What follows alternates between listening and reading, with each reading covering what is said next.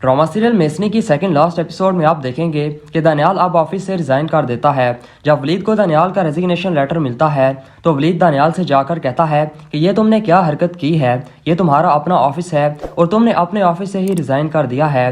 तुमने सोचा है कि तुम्हारे बाद ऑफिस के मामलात कौन संभालेगा। दानियाल कहता है कि मुझे लगता है कि मेरी अब इस ऑफिस में कोई ज़रूरत नहीं रही। हानिया सब कुछ बहुत अच्छे तरीके से संभाल रही है। मैं अपने पाँव पर खुद खड़ा होना चाहता हूँ, इसलिए मैंने ऑफिस से रिज़ाइन किया है। वलीद कहता है कि रिज़ाइन तो तुमने कर दिया है, क्या तुमने सोचा है कि तुम इसके बाद क्या करोगे। दानियाल कहता है कि मैंने 2-3 कंपनीज में अपनी सीवी जॉब के लिए भेजी थी और मुझे उम्मीद है कि मेरी वहाँ जॉब लग जाएगी। वलीद कहता है कि ये तुम्हें क्या हो गया है, तुम पागल तो नहीं होगे।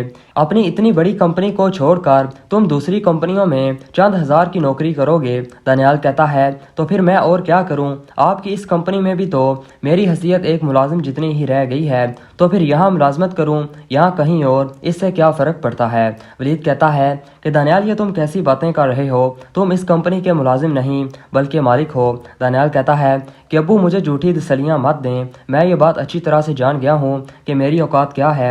इस कंपनी की मालिक अब हानिया है, मैं नहीं, और मैं हानिया के नीचे रहकर काम नहीं कर सकता। वलीद कहता है कि तुम हानिया से क्यों अपने आप को कंपेयर कर रहे हो। अगर तुम्हें लगता है कि मैंने हानिया के नाम ये सब कुछ करके तुम दोनों के साथ नाइंसाफ़ी की है तो ऐसा नहीं है बेटा, ये हानिया का हक था और ये उसके मरहूम बाप की मेरे पास अमानत थी जो मैंने अब उसके बाद उसकी बेटियों के हवाले की है। और हानिया की इस कंपनी में अपनी पोजीशन है और तुम्हारी अपनी।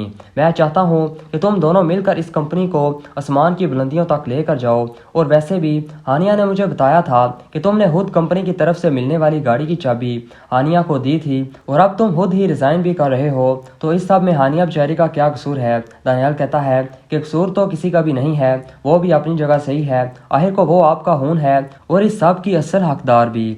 इसलिए बेहतर यही है कि मैं खुद ही अपने रास्ते इरादा कर लूँ, इससे पहले कि हानिया खुद मुझे कंपनी से निकाल दे। वलीद कहता है कि वो क्यों ऐसा करेगी, हानिया ऐसी लड़की बिल्कुल भी नहीं है और ना ही उसे इस सब का कोई लालच था, ये तो मैंने खुद अपनी खुशी से उसके नाम किया था। दानियाल कहता है कि मैं भी ये समझता था कि हानिया ऐसी नहीं है, लेकिन उसने ये सब बिजनेस हासिल करने के लिए ही तो ये सब किया है और मुझे ऑफिस से निकालने की भी धमकी दी थी।